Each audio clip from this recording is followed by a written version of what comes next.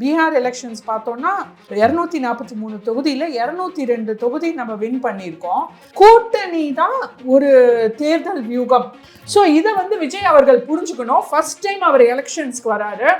So at least Bihar எலெக்ஷனை பார்த்து அவர் கற்றுட்டு கூட்டணியை ஆதரிச்சார்னா நல்லா இருக்கும். அதான் அமித்ஷாஜி பனையூருக்கு வராரா இல்லையா?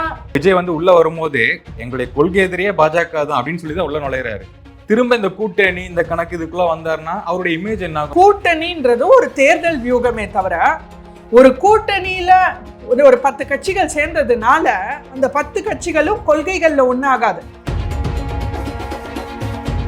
மக்கள் பிரச்சனைய பேச தெரியாத ஒரே முதலமைச்சர் நம்ம முத்துவேல் கருணாநிதி ஸ்டாலின் அவர்களா மட்டுமே தான் இருக்க முடியும். அரசு ஊழியர்களா இருக்கட்டும், பட்டியலினத்தாரா இருக்கட்டும், வாழ்வாதாரத்தை தொலைச்சிட்டு நடு தெருவில் நிக்கிறாங்க. அரசு ஊழியர்களுக்கு போதுமான ஊதியம் வருது இல்ல, பல பேர் போராட்டத்துல இறங்கி இருக்காங்க. சோ இன்னைக்கு மக்களோட வாழ்வாதாரத்தை பிரச்சனையை பேசாம எஸ்ஐஆர் பிரச்சனைன்னு எவையா சொன்ன உங்ககிட்ட நான் கேக்குறேன். ஸ்டாலின் அவர்கள் எப்படி இங்க இருந்து பீகார்ல போய் கொடியை பிடிக்கிறாரு, பஞ்சாப்ல ஒரு விவசாயிகள் பிரச்சனைன்னா அங்க போய் கொடியை பிடிக்கிறாரு, இங்க இருந்து காசா கொடியை பிடிக்கிறாரே தவிர நம்ம மாநிலத்துல நடக்கிற பிரச்சனை அவருக்கு கண்ணு தெரியல. ஏன்னா எப்போதும் இவர் ஊர் சுத்திட்டே இருக்காரு, வெளிநாட்டு பயணம். இன்னி வரைக்கும் முதலமைச்சர் அதை பத்தி ஒரு வாட்டியா பிரஸ் மீட்ல பேசினாரா, ஒரு அறிக்கை விட்டாரா? ஏன் பண்ணல? ரிசின்ற ஒரு பாய்சனஸ் சப்ஸ்டன்ஸ், ஒரு நச்சு பொருளை அவங்க பிளான் பண்ணியிருக்காங்க. அதை பல கோவில்கள்ல பிரசாதத்துல கலந்து பல லட்சம் பேரை கொல்லணும்னு பிளான் பண்ணியிருக்காங்க. இவ்வளவு பெரிய ஒரு பயங்கரவாத சதியை ஏன் இன்னி வரைக்கும் ஸ்டாலின் அவர்கள் பேசல? அப்ப மக்களோட பிரச்சனையை பேச தெரியாத நீங்க முதலமைச்சரா?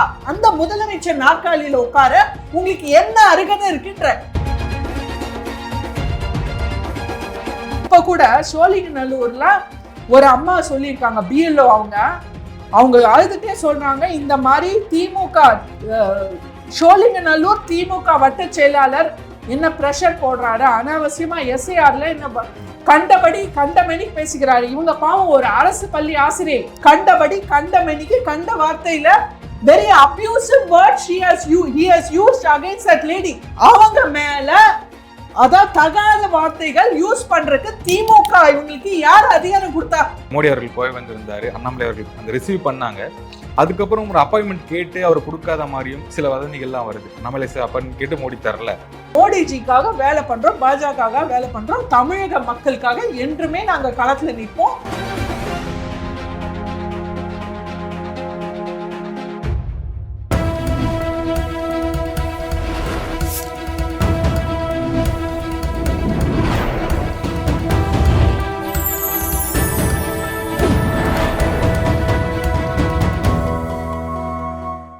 சேனல் 5 தமிழர்களுக்கு வணக்கம். இன்றைய நேர்காணலில் நம்முடன் இணைந்திருப்பவர் பாஜகவை சேர்ந்த பிரியாஸ்ரீ அவர்கள். மேடம் வணக்கம். மேடம் வணக்கம்.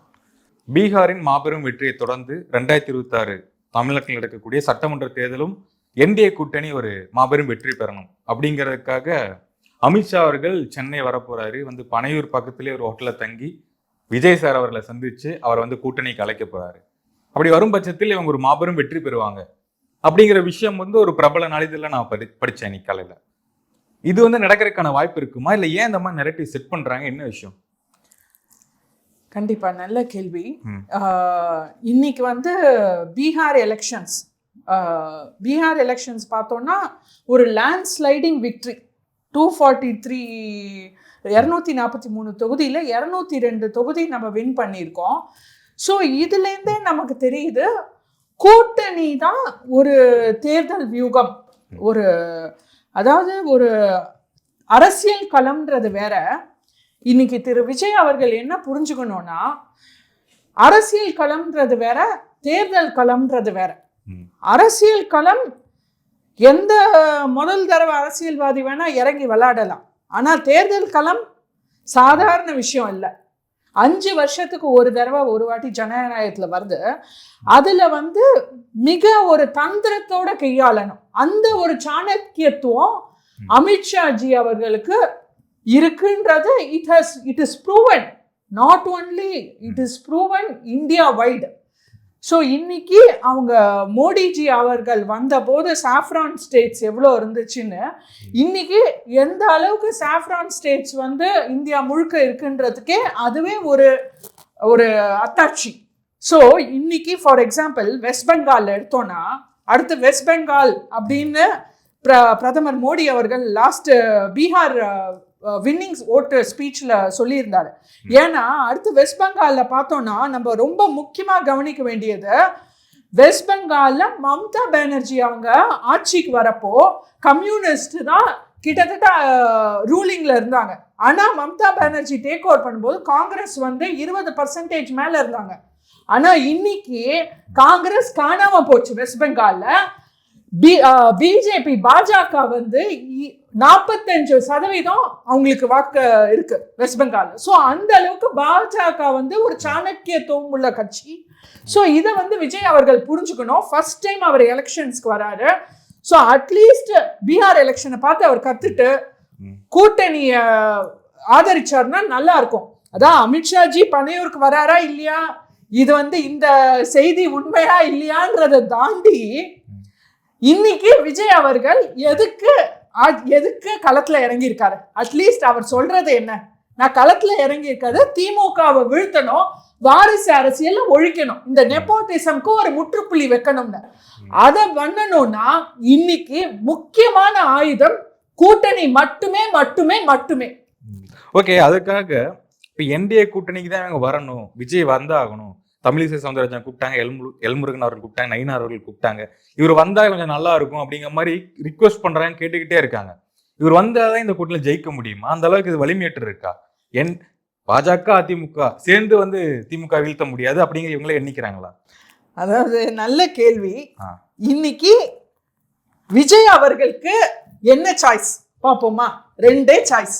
ஒன்னு தனித்து போட்டி. இன்னி வரைக்கும் கட்சி தொடங்கினதுல இருந்து தனித்து போட்டின்னு அவர் பேசிட்டு இருக்காரு. ஓகே, அவர் ஒரு மாஸ் ஹீரோவா இருந்தவர். ஸோ அவர் தனித்து ஒரு பிலிம்ல மாஸ் ஹீரோவா வந்தவர். இன்னொருத்தரோட கூட்டணி அவர் வீக்கா பார்க்கலான்னு இருக்கலாம், வேணா அது ஓப்பனிங்க்கு வேணா நல்லா இருந்திருக்கலாம். ஆனா கள நிலவரம் என்ன, கள உண்மை என்ன? இன்னைக்கு தனித்து நின்றா உங்க பொசிஷன் என்ன? விஜய் அவர்களால ஜெயிக்க முடியுமா? இன்னைக்கு ஒரு முதலமைச்சரா ஆகணும்னு நினைக்கிறாரு விஜய் சார். ஓகே, வாழ்த்துக்கள், வரவேற்கிறோம். ஜனநாயகம், யார் வேணா அதை நினைக்கலாம், யார் வேணா ஆசைப்படலாம். ஆனா இன்னைக்கு அது களத்துல நிதர்சனமான உண்மையாக கூடுமா? ஏதாவது 1% சான்ஸா இருக்கா அப்படின்னா பெரிய 0. ஸோ இன்னைக்கு விஜய் அவர்கள் அப்போ விஜய் அவர்களுக்கு வர கணிசமான வாக்க நீங்க திமுகவை எதிர்க்கு திருப்பணும் அப்படின்னு நீங்க நிஜமாவே நினைச்சீங்கன்னா, விஜய் அவர்கள் நிஜமாவே உண்மையாலுமே இந்த மக்களுக்காக, தமிழக மக்களுக்கு நல்லது செய்யணும், நான் திமுகவை வீழ்த்தணும்னு நினைச்சாருன்னா கூட்டணி ஒன்றே அதுக்கு சொல்யூஷன். எந்த கூட்டணியில சேர முடியும்? ஆஃப்கோர்ஸ் ரெண்டே பெரிய கூட்டணி தான் இருக்கு, திமுக கூட்டணி, அதிமுக பாஜக கூட்டணி. ஸோ நேச்சுரலி நீங்க இந்த கூட்டணியில தான் சேர வேண்டி வரும். So it's a natural.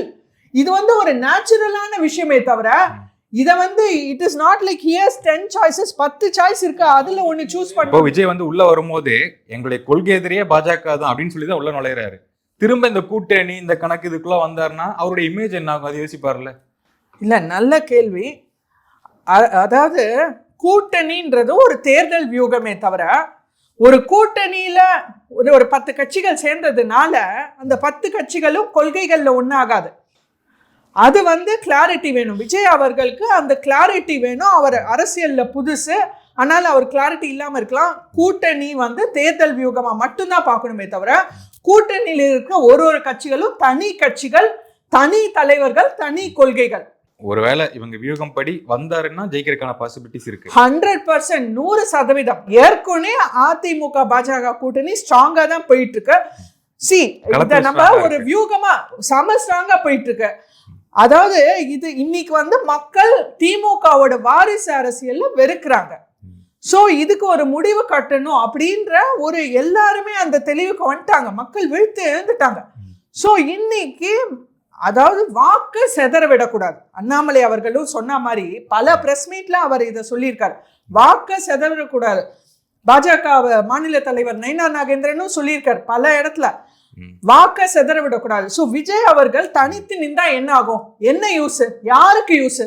தமிழக மக்களுக்கு யூஸ் இல்ல. விஜய் அவர்களுக்கு ஏதாவது முதலமைச்சர் பதவி வருமா? யூஸ் இல்ல.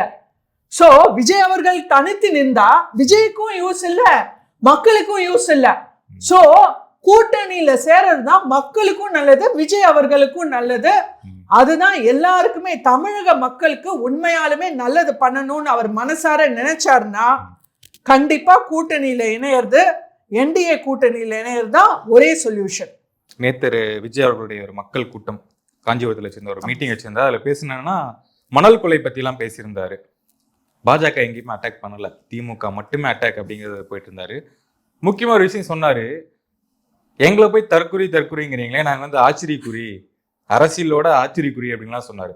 திமுக வந்து திரும்ப தற்குறின்னு விமர்சனம் வச்சாரு. அவங்களும் வந்து நாங்க எப்போ விஜய் சொன்னோம் அப்படிங்கிற மாதிரி கேட்கறாங்க. என்ன இந்த கிளாஷ், என்ன மீனிங் இதுக்கு?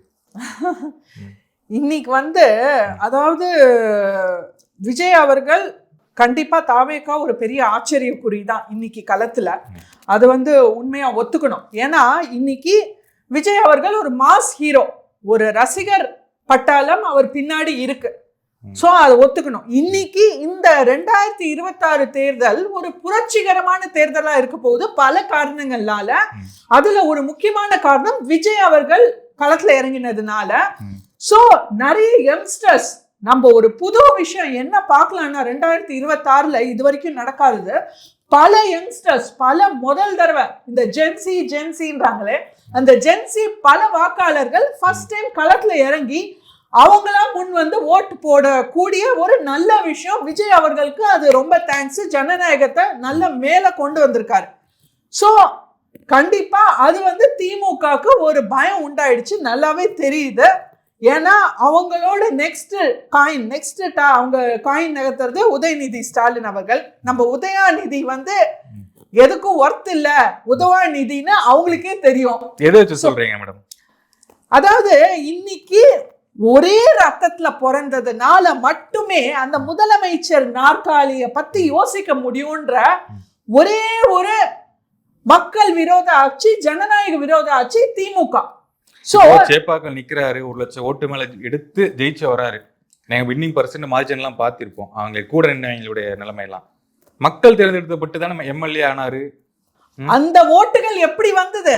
அதாவது இன்னைக்கு திமுகவோட ஸ்ட்ராட்டஜி இதுதான், மக்கள் விரோத ஆட்சி. அதாவது மக்கள் பிரச்சனைய பேச தெரியாத ஒரே முதலமைச்சர் நம்ம முத்துவேல் கருணாநிதி ஸ்டாலின் அவர்களா மட்டுமே தான் இருக்க முடியும். ஏன்னா நான் கேட்கிறேன், ஸ்டாலின் அவர்களே, மக்களோட பிரச்சனை என்ன? இன்னைக்கு மக்களோட பிரச்சனை என்ன பேசுறீங்க நீங்க?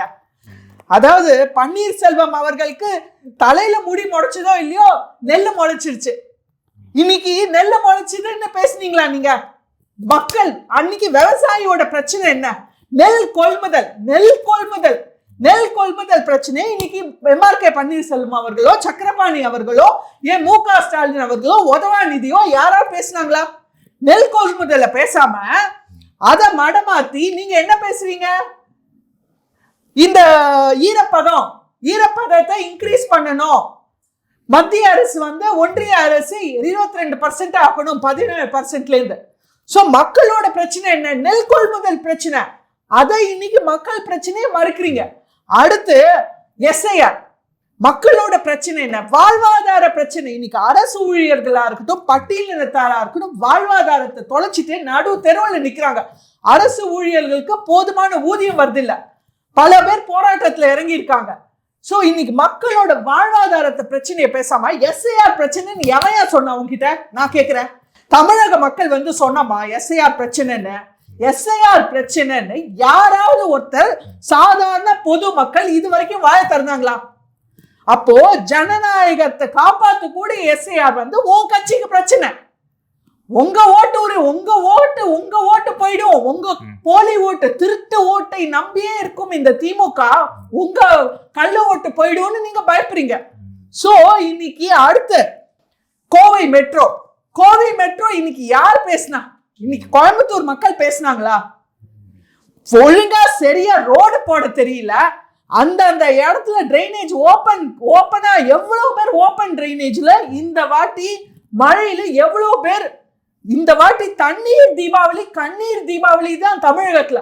மக்கள் வந்து அந்த சாக்கடை தண்ணி இந்த மழை தண்ணியில கலந்து மக்கள் தவிச்சு அந்த பிரச்சனையை பேசினாரா? கோவை மெட்ரோ உங்களுக்கு பிரச்சனையா தெரியுது. அதாவது அடுத்து இங்கேந்து நம்ம முதலமைச்சரா இருக்கட்டும், சத்யராஜா இருக்கட்டும், அடுத்து சினி ஸ்டார்ஸ் சத்யராஜா இருக்கட்டும், பிரகாஷ் ராஜா இருக்கட்டும், அன்னைக்கு சத்யராஜ் அவர்கள் அங்க காசா பிரச்சனைக்கு கொடிய தூக்குறாங்க. சத்யராஜா அன்னைக்கு சொல்றாரு, இந்த மாதிரி மனித விரோத செயலுக்கு நான் குரல் எழுப்பலன்னா என் புகழ் மயிரா போச்சு அப்படின்னு பேசுற சத்யராஜ் அவர்களே, இங்க டெல்லியில பாம்பிளாஸ்ட் நடந்தது. டெல்லியில அப்போ உங்க புகழ் மயிரா போச்சு நான் கேக்குறேன். ஏன் குரல் எழுப்பல? சத்யராஜ் எங்க போனார்? பிரகாஷ் ராஜ் எங்க போனார்? அப்போ இவர் மு.க. ஸ்டாலின் எங்க போனார்? உதவாநிதி எங்க போனார்? இங்க நம்ம இந்தியால டெல்லியில நடக்கிற ஒரு மிகப்பெரிய பயங்கரவாத விஷயம். ஏன் அது தமிழ்நாட்டுக்கு அடுத்து கோயம்புத்தூர்ல நம்ம சிலிண்டர் குண்டு வெடிப்பு பார்த்தோம். அடுத்து தமிழ்நாடு குட்டி அண்ணாமலை அவர்கள் கூட பிரஸ் மீட்ல சொன்னாரு, அடுத்து தமிழ்நாடு ஒரு டார்கெட்டா இருக்க கூடும். ஏன்னா இந்தியால நல்ல படிச்சவங்க இருக்கக்கூடிய மாநிலம் தமிழ்நாடு. இந்த பயங்கரவாத சம்பவத்துல, டெல்லி சம்பவத்துல நிறைய டாக்டர்ஸ் யூஸ் பண்ணிருக்காங்க, நல்ல படிச்சவங்களை யூஸ் பண்ணிருக்காங்க. அடுத்து Tamil Nadu could be the next target. ஏன் நீங்க பேசல? இன்னி வரைக்கும் முதலமைச்சர் அதை பத்தி ஒரு வாட்டியா பிரஸ் மீட்ல பேசினாரா? ஒரு அறிக்கை விட்டாரா? ஏன் பண்ணல?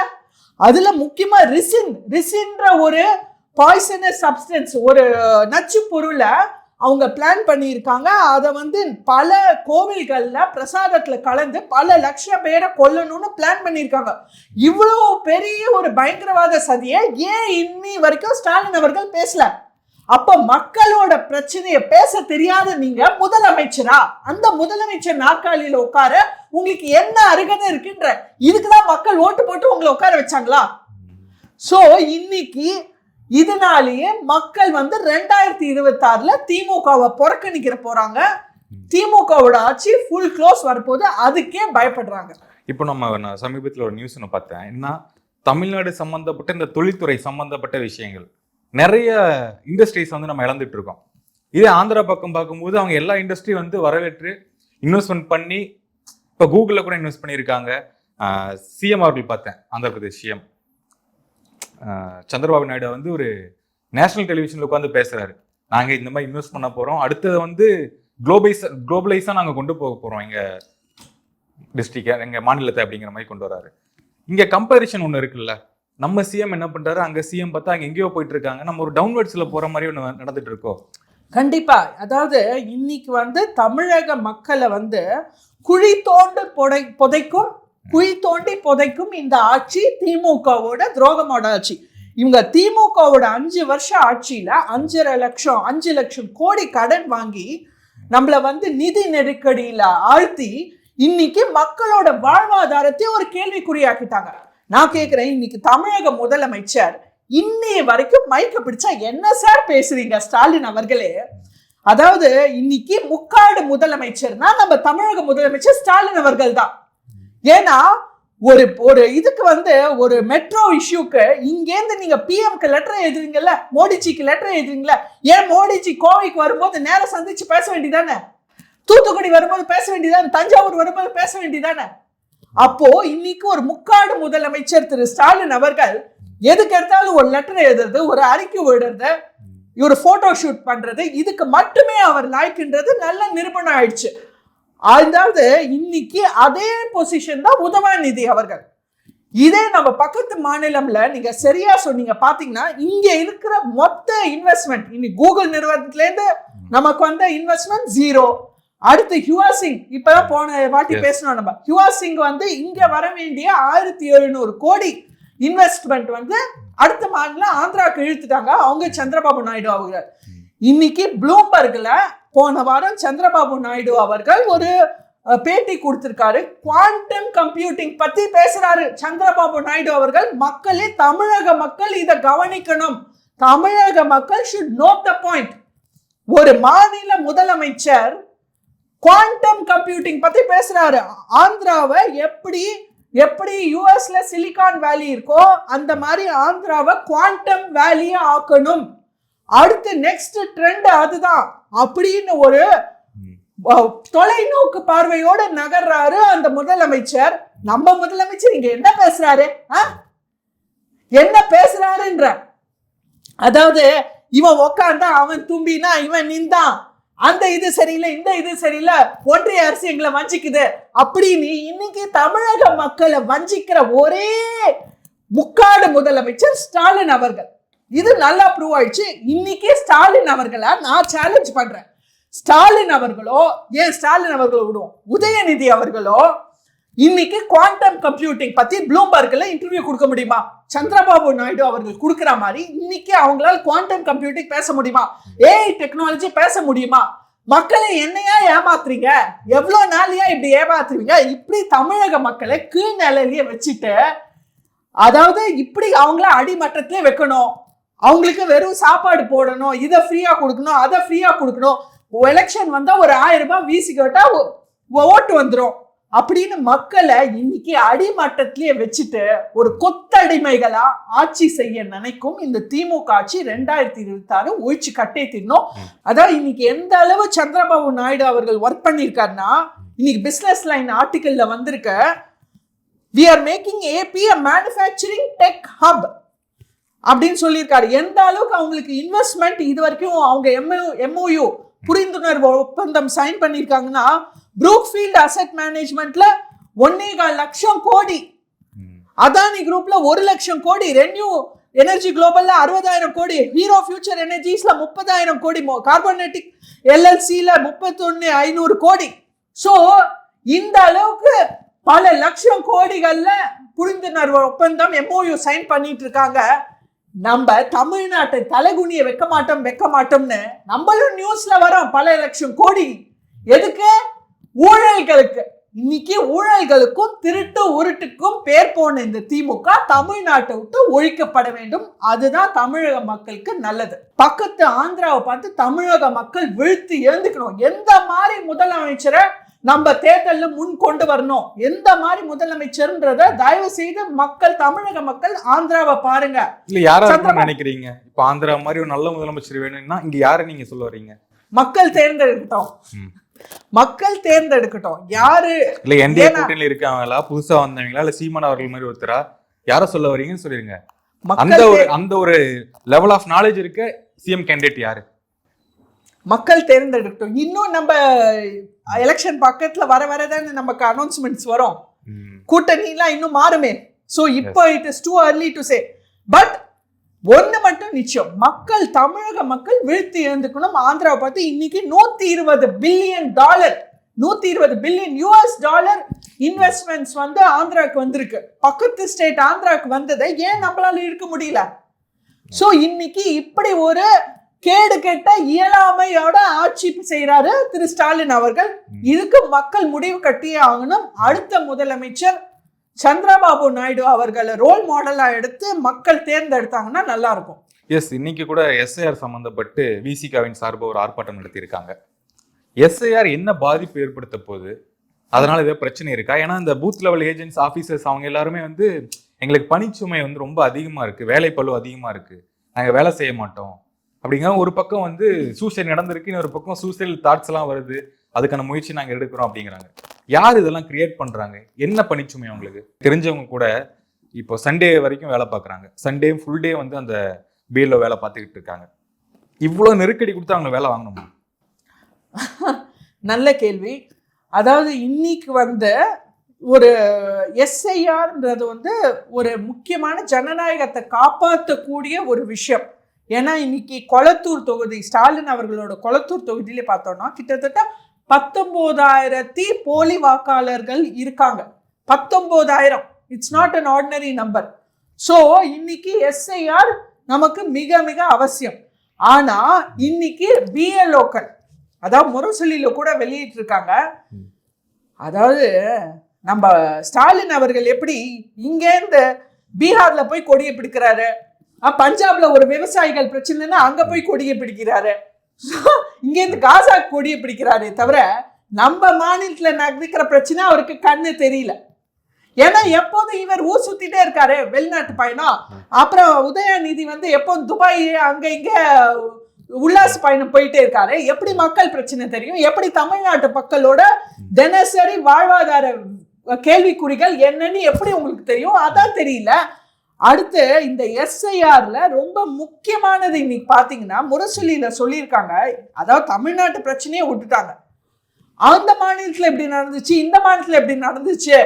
எஸ்ஐஆர் வந்து அரசு பணியாளர்கள் மேல நீங்க சொன்ன மாதிரிதான் எக்ஸ்ட்ரா சுமை கொடுக்குது. எஸ்ஐஆர் இது அவசியம் இல்லை, இவ்வளவு அவசரமா செய்ய அவசியம் இல்லை. நான் கேக்குறேன், இன்னைக்கு இந்த பூத் லெவல் ஆபீசரை ஏவி விடுறதே திமுக தான். ஏன்னா எப்படி? ஆமா, ஏன்னா இவங்க வந்து திறனற்ற ஆபீசரை நீங்க எஸ்ஐஆர் பணியில போடுறீங்க.